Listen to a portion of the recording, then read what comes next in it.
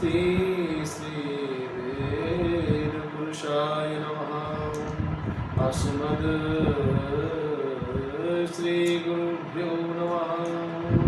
अस्मद् श्री परम गुरुभ्यो नमः। सदाशिव्या सदाशिव्या श्रीमद्भागवती कथा यस्याः श्रवणमात्रेण हरिश्चित्तं समाश्रये। हरिश्चित्तं समाश्रये। आइए मेरे भाई बहन, श्रीमद् भागवत ज्ञान यज्ञ में इस पुनः भगवती भागीरथी गंगा में अवगाहन करने का हमको जो सौभाग्य प्राप्त हो रहा है। हम लोग विगत 3 माह से अपने सत्संग को अनवरत नहीं चला पा रहे थे, कारण कुछ स्वास्थ्य संबंधी विकृतियाँ शरीर को व्याप्त हो गई थी। इसके लिए मुझे खेद है। आइए अब पुनः हम लोग इस कोशिश में, और भगवान से भगवती कृपा, भगवान से प्रार्थना है कि हे परम पिता परमात्मा है नारायण, हमको इतनी ऊर्जा और शक्ति सामर्थ्य प्रदान करें कि हम आपकी इस भागीरथी मंदाकिनी गंगा में हम अवगाहन कर सकें और आप लोगों को भी अवगाहन करा सकें। इसी क्रम में हम लोग आगे बढ़ रहे हैं। हमारा प्रसंग श्रीमद् भागवत में चल रहा था। बहुत सुंदर प्रसंग चल रहा था। आपने ध्रुव जी का प्रसंग सुना था। ध्रुव जी का प्रसंग हम लोग सुन रहे थे, श्रवण कर रहे थे। परम भागवत श्री ध्रुव जी महाराज जो मनु जी के वंशज हैं और उत्तानपाद के पुत्र हैं। ऐसे महाराज ध्रुव बहुत ही अपने आप में दिव्यता के साथ अपने शासन काल को चला रहे थे और अपने शासन काल के साथ साथ परमपिता परमात्मा के विचारों से भी बहुत प्रभावित थे। मैंने निवेदन किया सदा से भागवत की जो कथा है ये हमें निरंतर सेवन करने का, श्रवण करने का और अभ्यास करने का हमें प्रेरणा देती है। हमें भागवत की कथा को निरंतर सेवन करने से, निरंतर सतत सुन लेने से लाभ क्या होता है? बोले हरिश्चित्तम समाश्रय।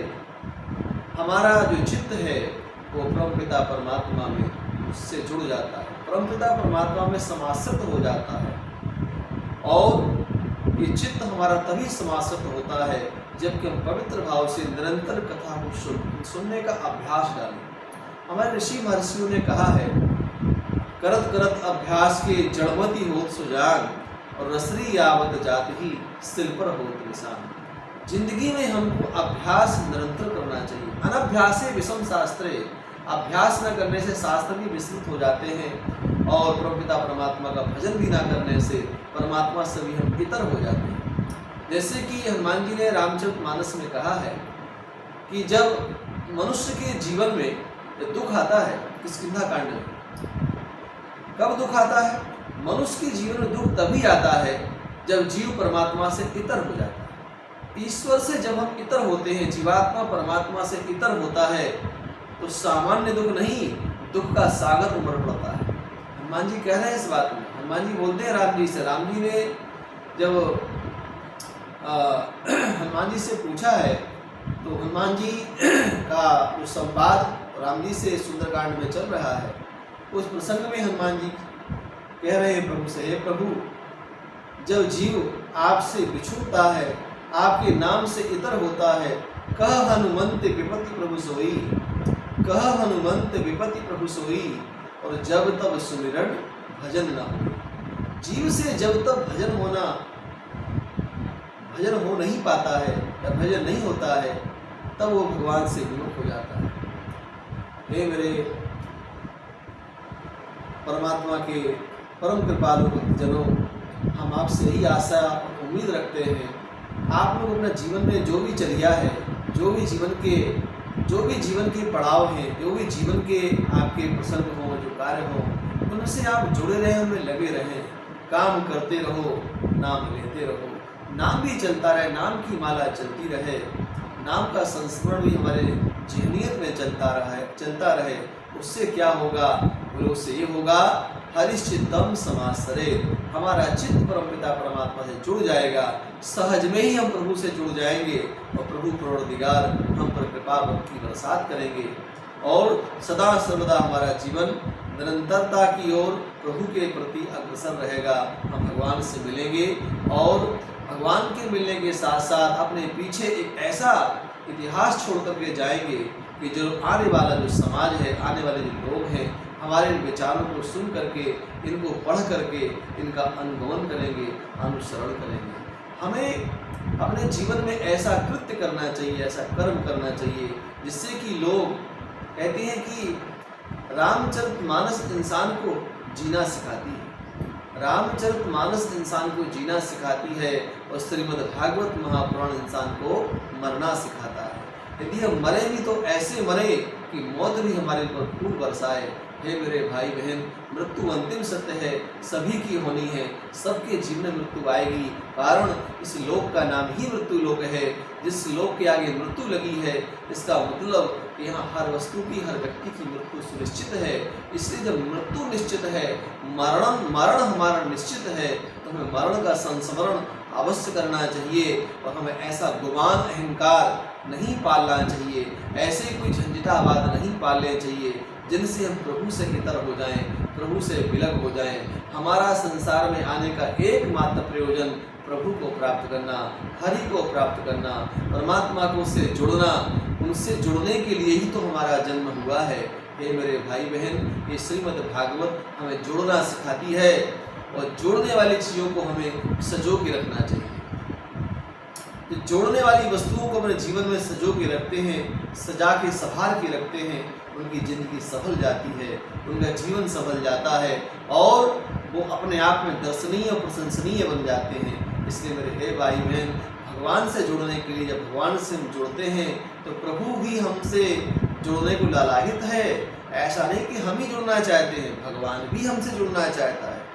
सूरदासी सूर सागर में कहते हैं, भक्त हमारा पग धरे, भक्त हमारा पग धरे, वहाँ धरूं मैं हाथ। भक्त हमारा पग धरे, हमारा भक्त जब एक पग रखता है तो उसके पैरों में कंटक ना लग जाएं, उसके पैरों में सांसारिक सूल ना स्पर्श कर जाएं।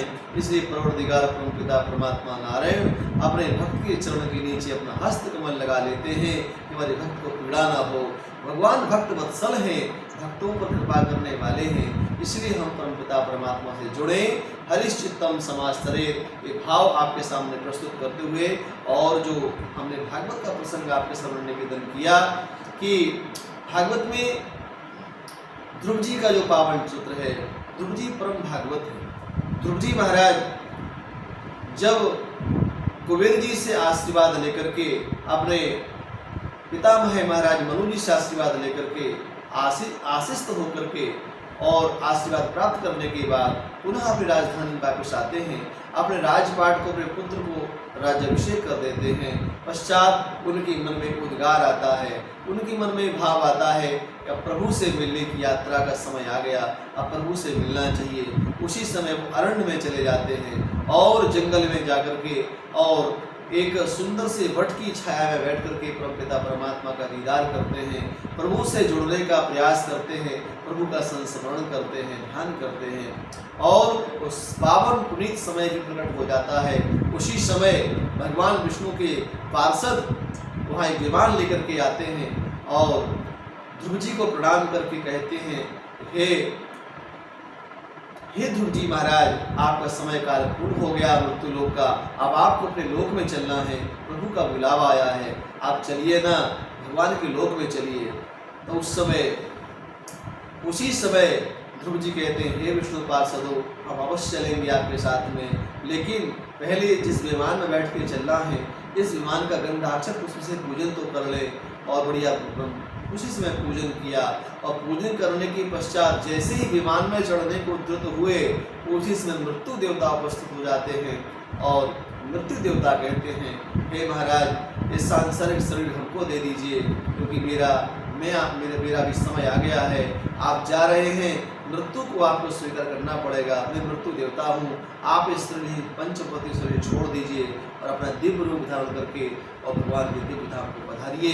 उसी समय मृत्यु देवता के शीश पर ध्रुव जी ने अपना पैर रखा और पैर रख करके अपना शरीर मृत्यु को समर्पित कर दिया, और उसी समय दिव्य रूप धारण करके भगवान के परम पार्षद बन करके और विष्णु पार्षदों के साथ विमान में विराजित होते हैं और वैकुंठ की ओर यात्रा करने को जैसे उद्धृत होते हैं, उसी समय उनके मन में एक भाव आता है। वो पार्षदों से, विष्णु पार्षदों से बोलते हैं, हे विष्णु पार्षदों, हम तो भगवान के धाम को जा रहे हैं, चल रहे हैं, लेकिन मेरी माँ सुनीति कहाँ है? मैं अपनी माँ से बहुत स्नेह करता था, मेरी माँ सुनीति कहाँ है?